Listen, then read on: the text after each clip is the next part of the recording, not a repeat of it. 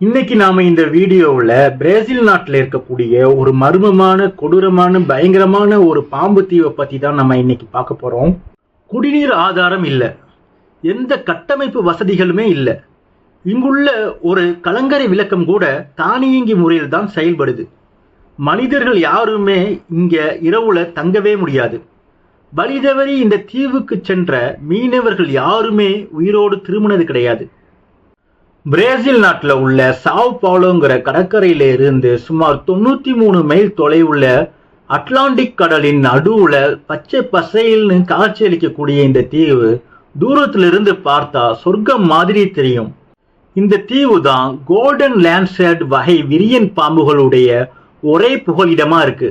இந்த பாம்பு எவ்வளவு கொடியதுன்னா, கடித்த 1 மணி நேரத்திலேயே மனிதனுடைய சதையை அழுகச் செய்து மூளையில இரத்த கசிவை உண்டாக்கி ஒரு மனுஷனை உடனே கொல்லக்கூடிய அளவுக்கு மிகவும் கொடிய விஷம் கொண்ட ஒரு பாம்பா இது இருக்கு. வெறும் 106 ஏக்கர் கொண்ட இந்த சிறிய தீவுல ஆயிரக்கணக்கான பாம்புகள் இருக்கு. கணக்கீட்டின்படி ஒரு சதுர மீட்டருக்கு ஒரு பாம்புங்கிற விகிதத்துல காடு செடி கல்லுன்னு நாம எங்க பார்த்தாலும் பாம்புகளா தான் இருக்கும். நாம ஒரு அடி எடுத்து வச்சா அது ஒரு பாம்போட மேலதான் இருக்கும். இங்கு செல்வது ஒரு வழி பயணம்.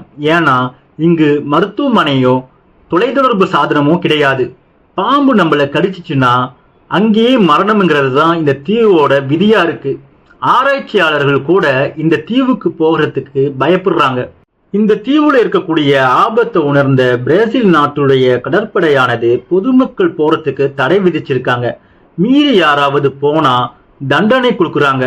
அது மட்டும் இல்லாம விஞ்ஞானிகள் மட்டும் பலத்த கட்டுப்பாடுகளோட போகக்கூடிய அளவுக்கு அனுமதிச்சிருக்காங்க. பிரேசில் நாட்டுல இந்த தீவை பத்தி பல கதைகள் உலாவுது.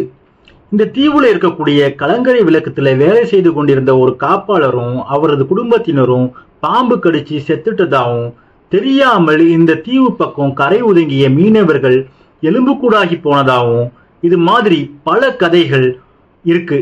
மற்ற பாம்புகளை விட இந்த தீவுல இருக்கக்கூடிய பாம்புகளுடைய விஷமானது 5 மடங்கு வீரியம் கொண்டதா இருக்கு.